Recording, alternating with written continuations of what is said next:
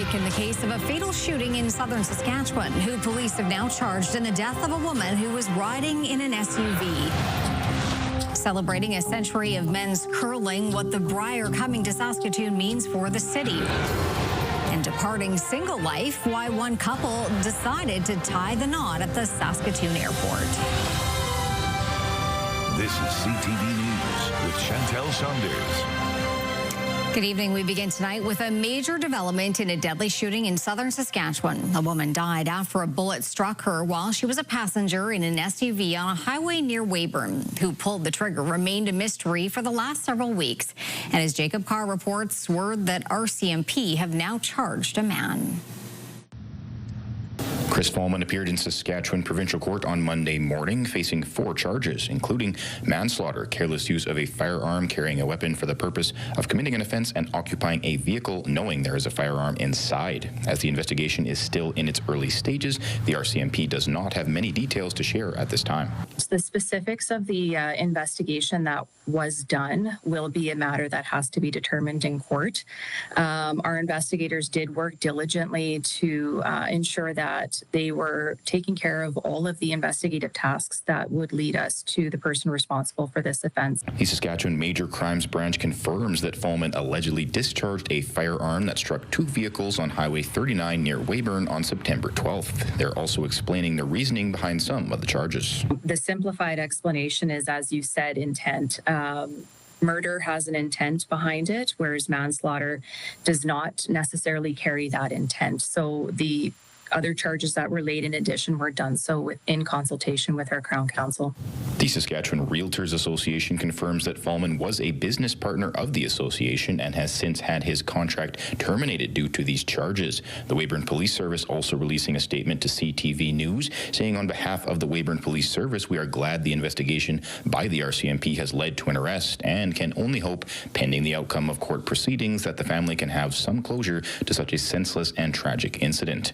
After Fallman's brief virtual appearance in court on Monday, Judge James Corpin adjourned the proceedings to Tuesday morning at 9:30. Jacob Carr, CTV News, Regina. The trial of a Saskatoon massage therapist accused of sexually assaulting patients over the course of several years is now underway.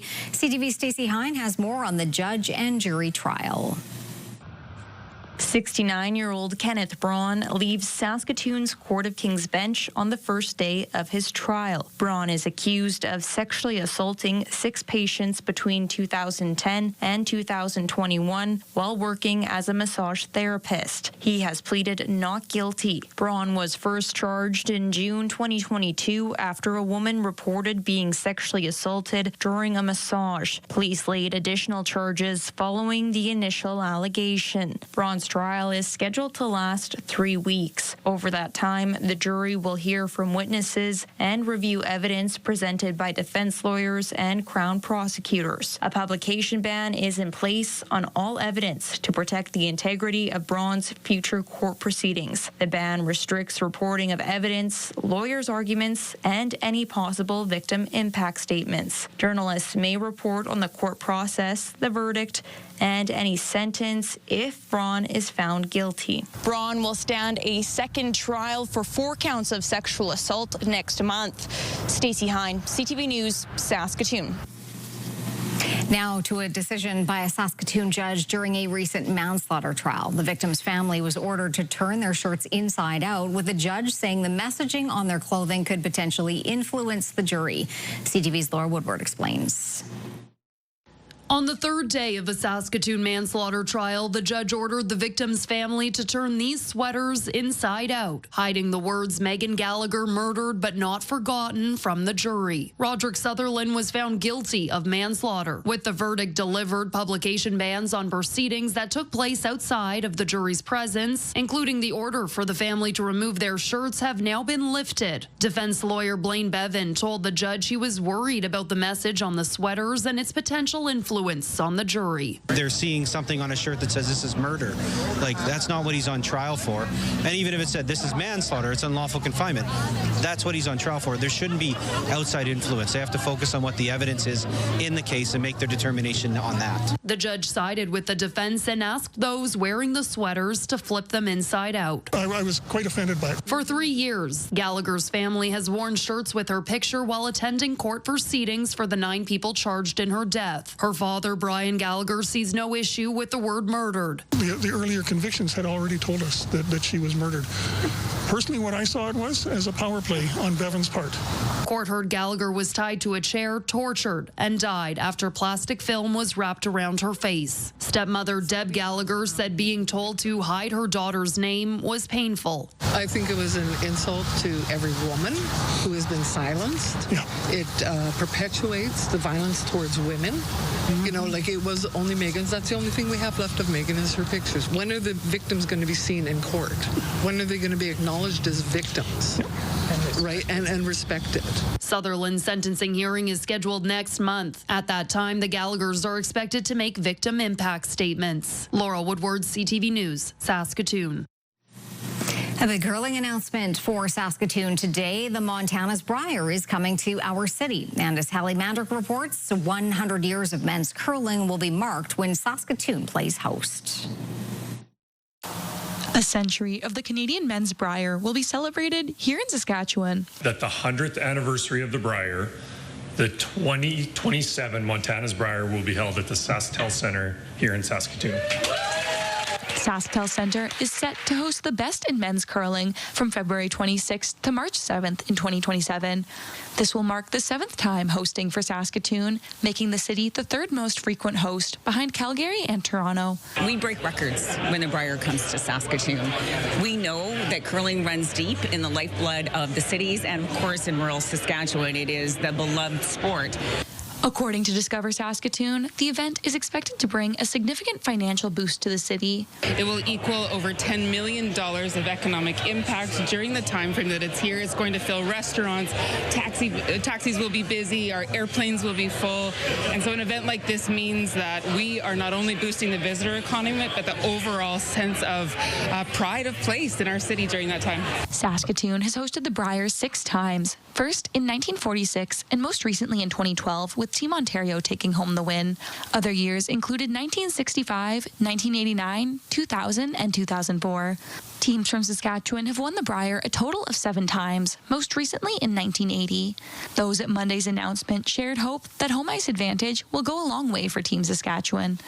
Perhaps 2027, the 100th anniversary of the Brier, will be a charm for Saskatchewan. The prairies are the heartland of curling in our country, and Saskatchewan fans love to watch curling and participate in Brier Patch shenanigans. Curling is Saskatchewan's official sport, and we are very, very proud of that honor. Sorry, hockey.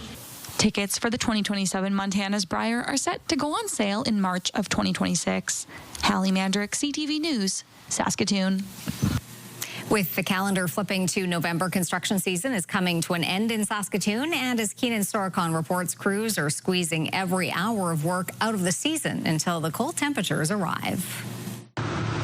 Construction season in Saskatoon is coming to an end, but as long as the weather holds, crews will stay busy. There's so much work that we almost bank on having a great October and whenever we can get some nice weather in November as well. From here on out, Saskatoon construction crews are working on borrowed time. In addition to the usual annual maintenance, the city tackled a number of water and sewage infrastructure projects, putting additional pressure on crews to get work done before winter. That's on top of all of the Link bus platforms built throughout the city, which created plenty of delays and detours. A large amount of work and quite a short season in which to do it in. The biggest change is the reconfigured Broadway Bridge, now complete with a T intersection at 19th Street and 4th Avenue. This vehicle was the first to enjoy the drive across the bridge Saturday night, more than 6 months after it was closed for construction. and the bridge work had to be done. But now that it's open, it's like that bustle is coming back. While some businesses on Broadway noticed a modest dip in sales, having the usual activity back in the neighborhood is a welcome sight. I noticed a little bit of a difference in the street, maybe not being quite as busy with traffic. So it's nice. It's nice to have it back. Link will be a theme of Saskatoon's construction season next year. Another 44 platforms are on the books, as well as the new bus shelters to go on top of them before the new transit system launches in 2028. But for now, the wait for winter is on, as final summer and fall projects are coming to a close. Keenan Sorakan, CTV News, Saskatoon.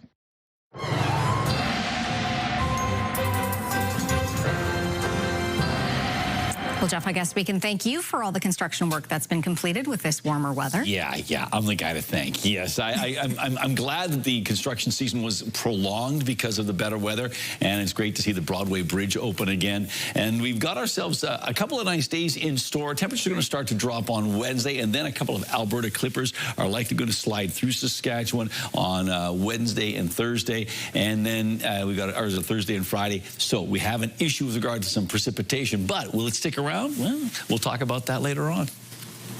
Saskatchewan's Ministry of Environment says it's seeing more reports of sick or dead birds this fall due to influenza. Signs of avian flu in wild birds include lethargy and weakness, poor coordination or tremors, unusual behavior like swimming in circles, and a slowed reaction to people. The ministry says it's common to see cases of avian flu during the fall migration as birds congregate in large numbers before flying south. Young birds that lack immunity from the virus are especially susceptible. Severely ill birds from avian flu are not candidates for rehabilitation, but sightings can be reported to the Ministry of Environment. A Prince Albert cancer patient took his fight for free hospital parking to the legislature today. Dennis Ogrodnik says cancer patients have enough to deal with and should not be hit with parking fees. The government says the money goes toward maintenance and frontline health care. Wayne Mantika reports. Dennis Ogrodnik believes he should be fighting his cancer and not the government. And let's eliminate all parking. BC has eliminated paid parking at hospitals. Quebec has never had it. Nova Scotia and New Brunswick have recently eliminated paid parking at their hospitals as well. Cancer patients were provided free parking when Ogrodnik began treatment in Prince Albert a couple of years ago. The SHA withdrew the free parking partway through his treatment. And all of a sudden, it was eliminated. And I'm thinking, who in their right mind that has any integrity, any empathy, would say, let's target cancer patients? The government says parking fees go toward lot maintenance costs and frontline health care. The revenue that comes in through parking for the Saskatchewan Health Authority, about half of that is the cost of running the parking infrastructure in the province, and then the other half goes right back into the Saskatchewan Health Authority operating budget, which again goes directly to patient care. The NDP opposition is asking the province to reconsider. We didn't hear any change from the government. Really disappointing to see. Saskatchewan cancer patients should not be paying for parking. SHA parking fees can vary between facilities. It's even free in some smaller centers. The SHA is currently considering a standard parking policy. Wayne Mantika, CTV News, Regina.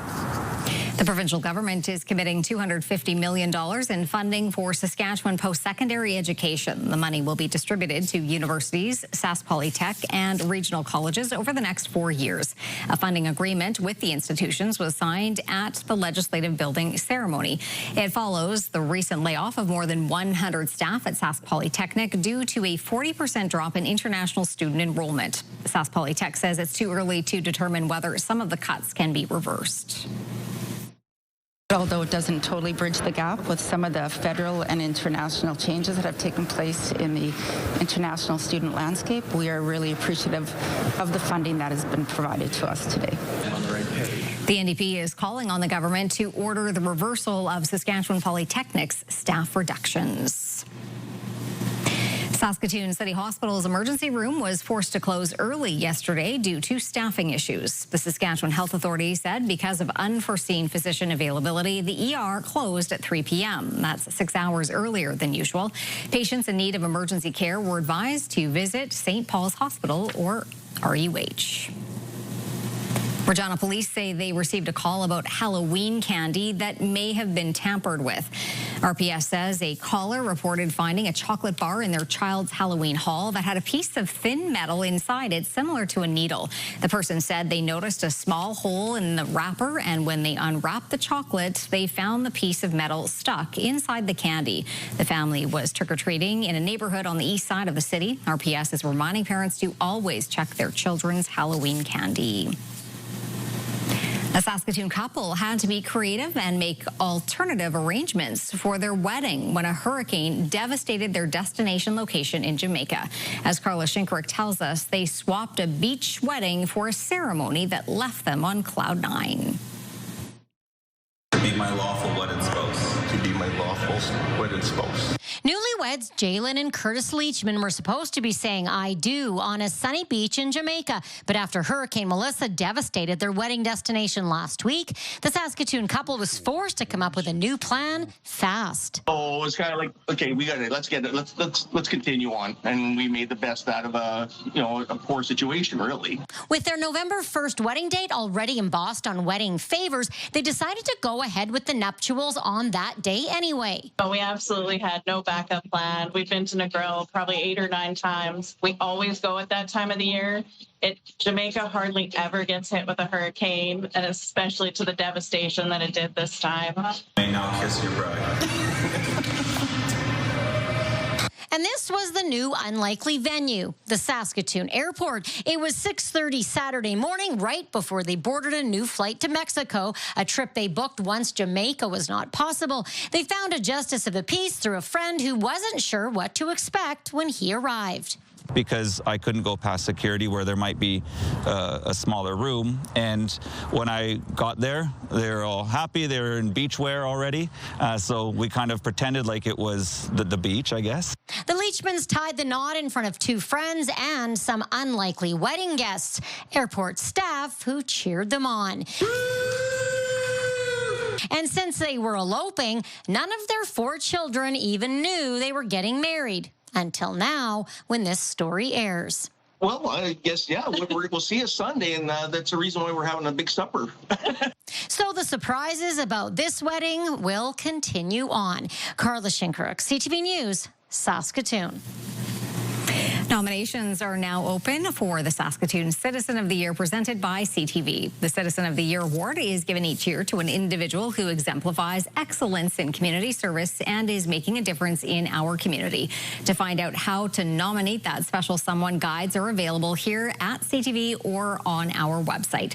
The deadline to submit your nomination is Friday, December 5th, and we will announce this year's recipient on December 31st. Still to come, Ottawa toughens its stance on a major automaker moving jobs south of the border. And the Liberals get ready to release the federal budget. What could be in store tomorrow?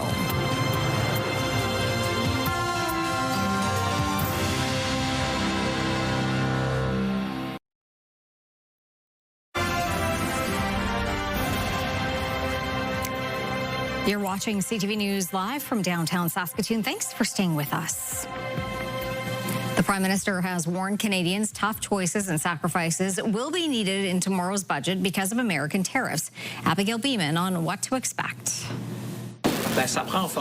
In the pre-budget day new shoe buying tradition, the finance minister got hands-on at a factory, underlining build Canadian, buy Canadian. The budget tomorrow is all about, it's an investment budget. It's a generational shift. The government now only stressing investment. C'est un budget d'austérité et d'investissement. While in early September, Justin French, Mark Carney also said austerity. Late October, a reference to sacrifices. We won't transform our economy easily or in a few months.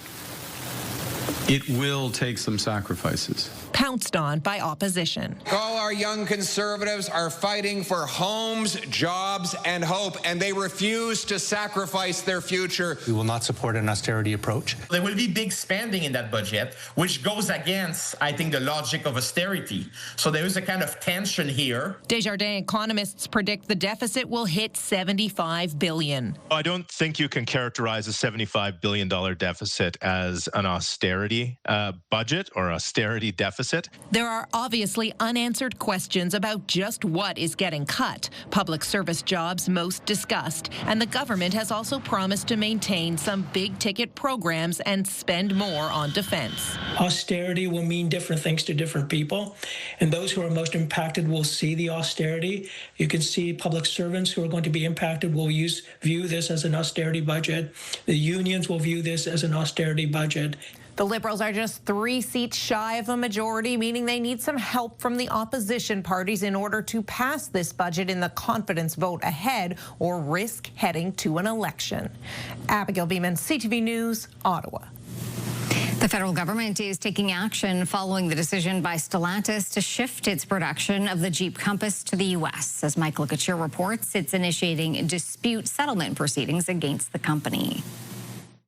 Industry Minister Melanie Joly says today's action is based on the belief that automaker Stellantis did violate the billion-dollar contract signed with the federal government. If you make promises and then walk away, you will be held accountable. A blunt message for Stellantis from the federal government. Before being questioned by a parliamentary committee, the industry minister said Ottawa is going after the car maker. We'll start the 30-day period of the formal dispute resolution process in order to bring back production at the Stellantis Brampton facility.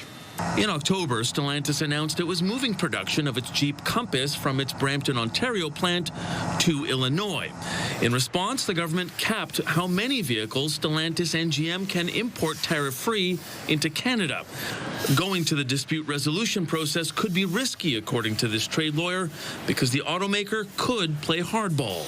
I think what they would say is, look, Canada, if you really want to do this, take this approach, then, we might give you your money back and say goodbye to you. And your government committed thousands, millions, and billions. In a sometimes combative exchange, Conservative members of the parliamentary committee demanded to know if the contract with Stellantis spelled out job commitments in Brampton.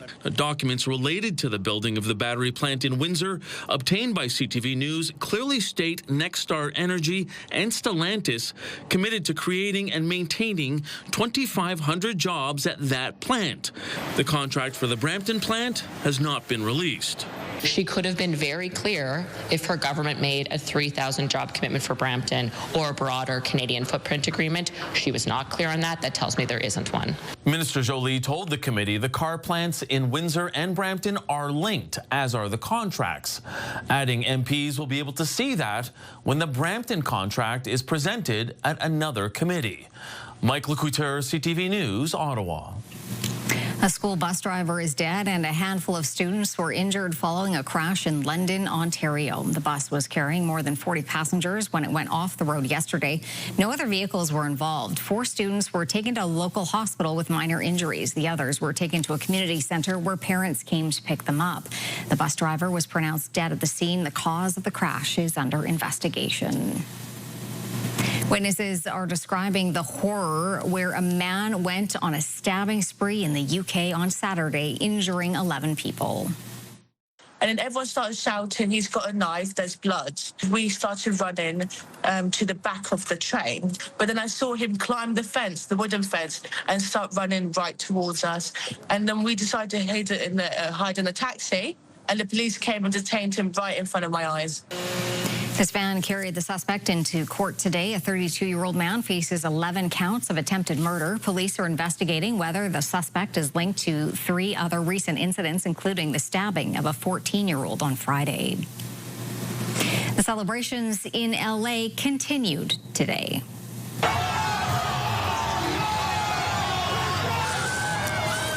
The Dodgers and their fans parading through downtown Los Angeles. Of course, they are celebrating after beating the Blue Jays in Game 7 to take their 2nd straight World Series title.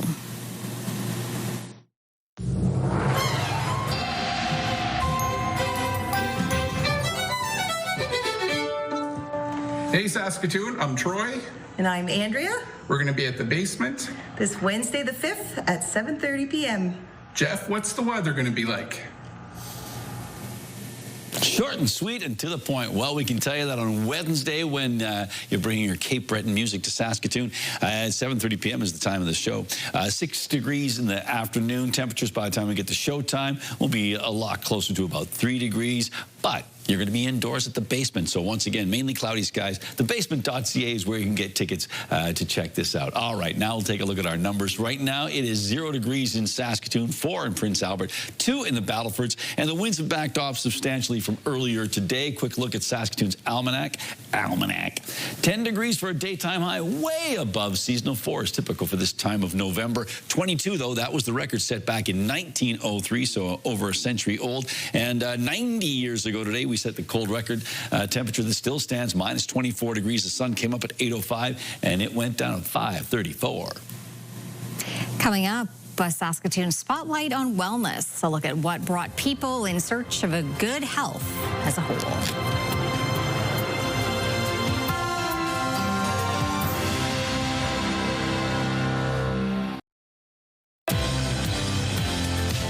Ready to ring those phones, Saskatchewan. Tuesday on your morning, the countdown to Telemiracle is on, and we are getting you excited with one of the stars of the show, Jeffrey Straker.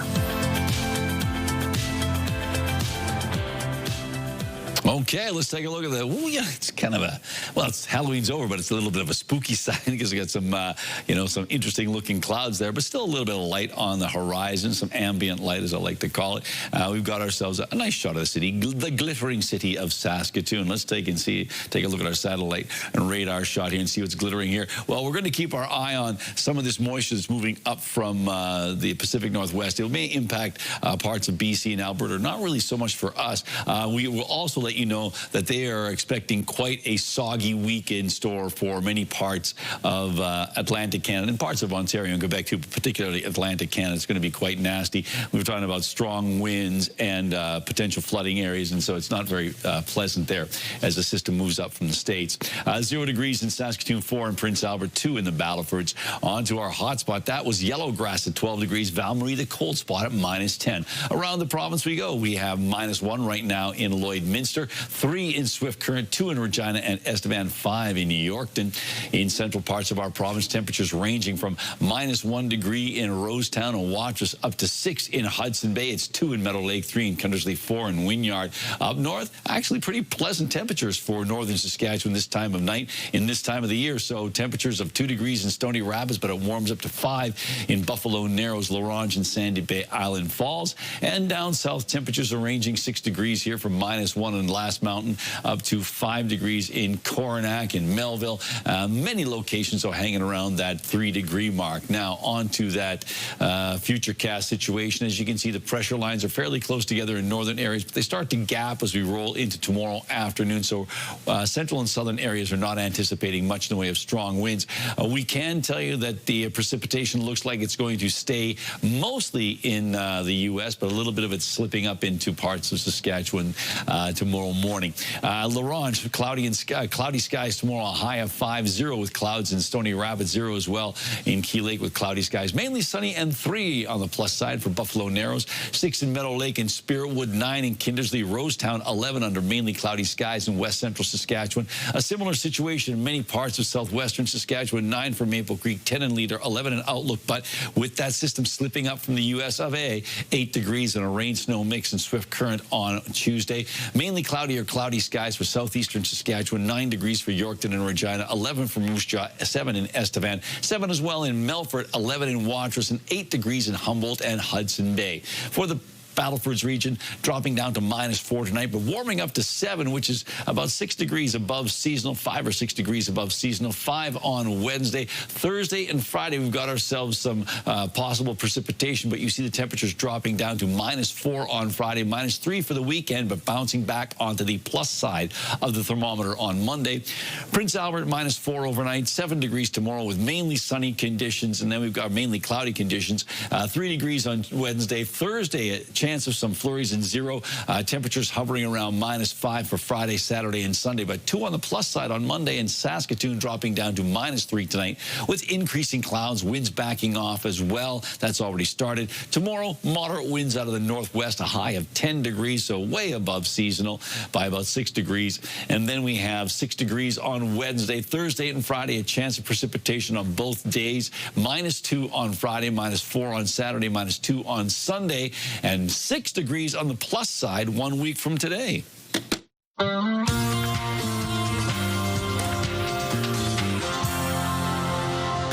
I thought we would be one big happy family forever. But the universe had other plans.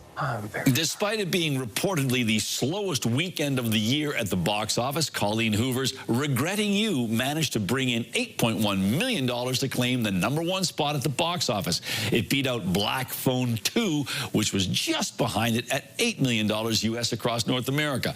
Last weekend's #1, The Chainsaw Man movie, was in third with about $6 million. It followed the slowest October for ticket sales since 1997. Ouch.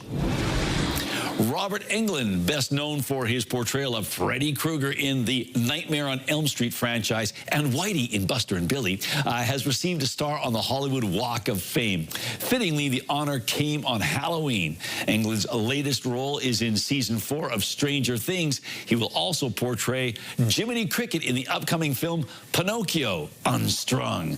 Englund is the 2,826th star on the Hollywood Walk of Fame. Hello? Hello, Sydney. Did you miss me? And speaking of spookiness, a new trailer for the latest Scream movie is out. Fans will be happy to know that Neve Campbell is back as Sidney Prescott. Courtney Cox is also making a return as Gale Weathers. And the trailer ends with a line of dialogue that fans could say is the voice of the franchise, that of veteran Matthew Lillard. This is the 7th movie in the Scream trilogy. It hits theaters in February. Ooh, how romantic. All right, Jeff, a local arts group is celebrating a special milestone. And if you're going to celebrate, why not have a party? Jackie Latendresse is with us today. She is the founder and artistic director of Free Flow Dance Theater Company, and it is celebrating its 30th anniversary, so congratulations. Thank you, Jeff. We're very excited to have made it to our 30th anniversary this year. Well, 30th anniversary, you're having a big party here at LB Distillers, and I understand, first of all, you're going into the Wayback Machine with one of your performance pieces. We are. There are a few performances, and one of which is going to be a remount of my original solo that I set for myself in 1995. So I'm a little nervous about that, but I'm also looking forward to it. We also have some other great surprises, including the Saskatchewan Poet Laureate, Peace Akintade, who will be doing some work. And we also are featuring this fabulous instrument called the Giant Psaltery. And there's only 2 of which that exist in Canada, one of which is in Saskatoon and will be at our event. Okay, and if you don't know what a psaltery is, you can look it up on Google, or you can come here and see it. So, and of course, it's a party over and above all the performances, and I know you're going to have dignitaries and some speeches to celebrate your 30th anniversary. When do things get underway on Saturday? They get started at 8 o'clock, and we have tickets available through our website, or you can just show up at the door. That's fine, too. And, of course, there'll be some cake. You know, that was going to be my next question, so there you go. The answer is yes, there will be cake. There'll be an amazing 30th anniversary celebration of Free Flow Dance Theater Company, and congratulations and thanks so much. Thank you so much. All right, Jeff, time for Pick of the Day. What do you have? Well, we're going with a Halloween theme, so let's start off with this one. Now, this one, look, we saw this one on Friday. This is from Ryan Josephson. And on Friday, I was so busy talking about Barbie in a box that I forgot to describe Ryan's outfit. He is, look what he's wearing. Yes, he is the last Saskatchewan pirate. So just to let him know that we were thinking that we didn't want to leave him out of the description. Next one comes from one of our colleagues, Keenan Sorokon. It's a family photo, and yes, it's a group outfit from Monsters, Inc. His wife, Laura, is Mike Wazowski. Keenan is Boo, and his son, Sullivan, is, of course, Sully. I love that. And finally, a couple here from Betty. Betty says, these are pics from the haunted car wash Halloween evening. What great fun. Betty also mentions this is JJ's car wash, but she doesn't specify it's Lorne or the 51st location. So I don't know. Maybe one of them is still haunted. I don't know. I'm not an exorcist, although I know one. And if you'd like to share an image with us, you can do it by sending it to cfqcnews@ctv.ca. Please put pick of the day in the subject line, and you can also scan the QR code and get those pictures coming our way.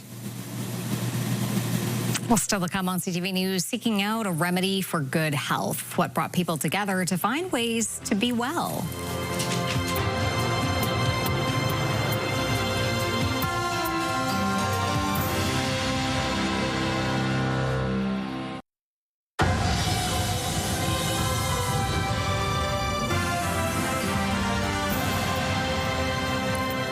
Staying healthy is more than just fixing what's broken. It's about being healthy in the first place, and that was the message at Saskatoon's Wellness Expo over the weekend. Carla Shinkaruk has those details.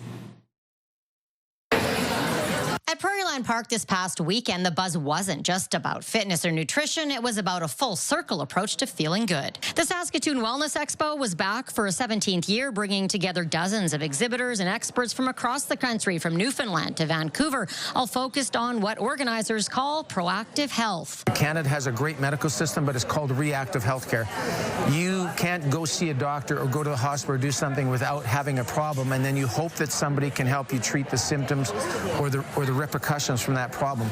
Rick Thiessen and his wife have been hosting expos like this across Canada for nearly 2 decades, and he says awareness is growing fast. The education of society has become more cognizant of proactive health. Don't let the illness show up. Eat well, drink well, exercise well, spiritually be connected. Visitors explored everything from healthy eating and mental wellness to financial planning, even square dancing demonstrations. New exhibitor Drip Wellness offered information on IV supplements. It is a great way to receive vitamins just because it bypasses your GI tract. It goes directly into your bloodstream or your muscle, so your body is able to absorb it better. As a nurse, she says the expo helps raise awareness about alternative health options that many Saskatoon residents haven't tried before.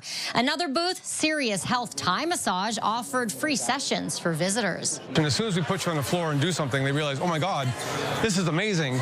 Owner Grant Martin says the event connects him directly with the people who need his services most. So almost everybody who walks through the door is looking for something with their health that isn't working with Western medicine. Almost 100% whoever lies down becomes a client. About 3,000 people attended, each taking one more step towards a healthier lifestyle. Carla Shinkaruk, CTV News, Saskatoon.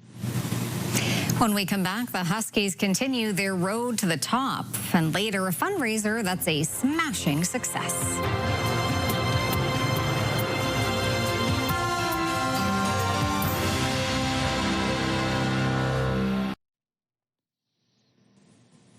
Okay, it's time for the rural forecast. Take a closer look at some other communities in our forecast. And as you can see, temperatures, look, they're still above seasonal, even with temperatures of 6 degrees in Meadow Lake and Spiritwood and Lloydminster, 9 in Kindersley, 11 for Watrous and Outlook.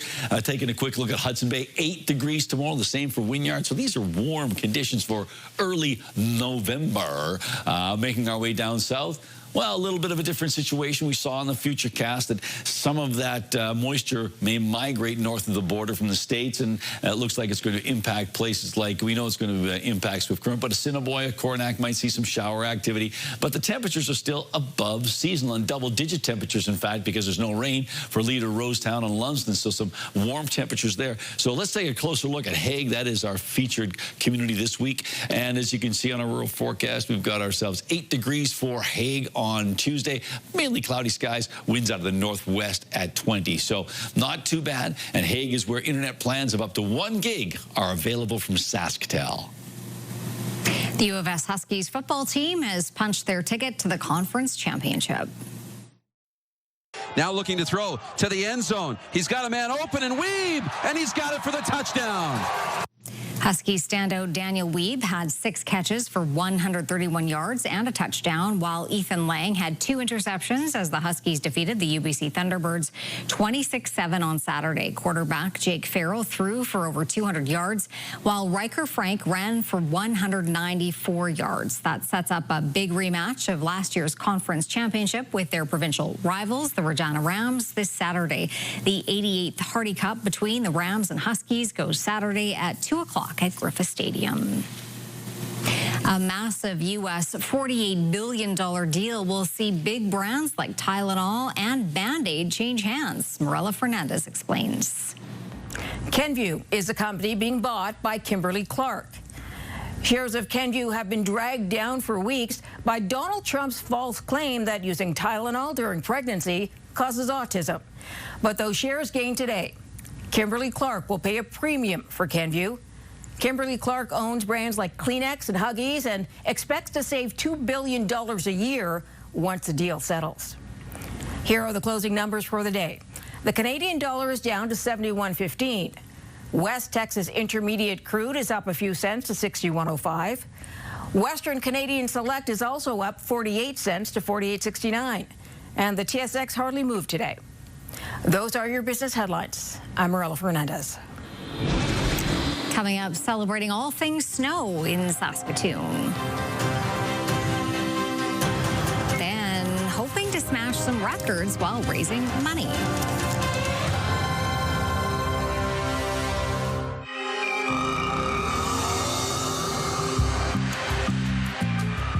Hey there, Derek Chesney here at the Saskatoon Crime Stoppers. This week on Crime Stoppers Unmasked, we're looking for the public's assistance in identifying those responsible for a homicide in the Confederation Park neighborhood of Saskatoon. On April 15th, 2024, just after 4 a.m., Saskatoon police were called to a home on Chandler Place following a 911 call about an injured man. When they arrived, they found 31-year-old Gregory Moose Hunter Jr. suffering from severe head injuries caused by blunt force trauma. He was in critical condition and rushed to the hospital by ambulance.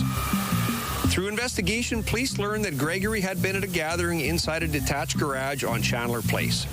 At some point during the party, a group of males confronted him, and he was brutally assaulted with the weapon. Despite his injuries, Gregory was able to escape and make it to a nearby residence to seek help.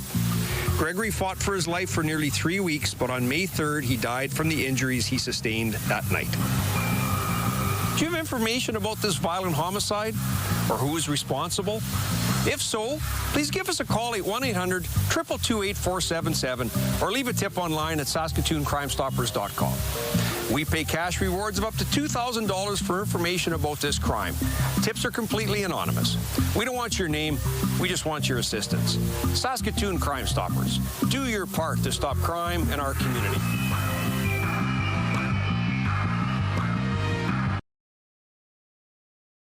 Select Hair Service is brought to you by Sage, the beauty bar.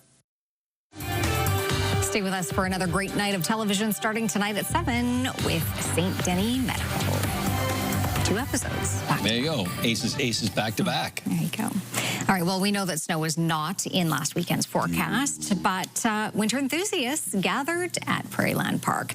Snowmobile Saskatchewan's annual snow show was hosted over the weekend to get folks excited about winter.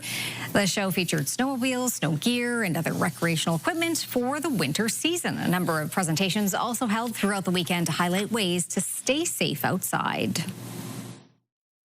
And just to really enjoy that time. I know during the cold weather temperatures, maybe they just want to stay indoors, but we really want them to recreate outside, however that may be, on a snowmobile, on their UTVs. Electric bikes are also popular this year. Maybe purchase a brand new truck and trailer to haul all of those power sports around. Organizers say they've already started planning for next year's show, scheduled for November 6th. So mark it in your calendar. Well, you know what they say. Good times are coming on the cat. There you go. There you go. They say. Probably haven't said that for about 40 years, but there you go. Firefighters in New Westminster, BC had their hands full yesterday, but they were not trying to douse any flames.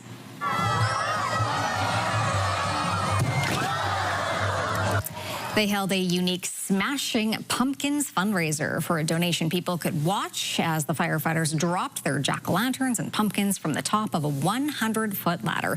Firefighters dropped more than 500 gourds, which exploded upon impact. Whoa! They saved the best for last. A local gardener donated his massive 450-pound pumpkin, which landed with a splat. So very Letterman-esque. Okay. Exactly. Those who know. Yes. Okay. About many things you say, I'm sure. What are you trying to say there? They're obscure references? Well, now they are. Sometimes. No, now they are. I'm not sure if they always were, but now many of them are. Yes, I know. Quick look at what we got going on. -1 at 9 a.m., 4 at noon, and mid-afternoon around 10 degrees, and by 5 o'clock, 8. Not bad. That's what Google's for. What's he talking about, right? That's right. That's right. Where you send Jeff's references of the day. Thanks for watching. Have a good night.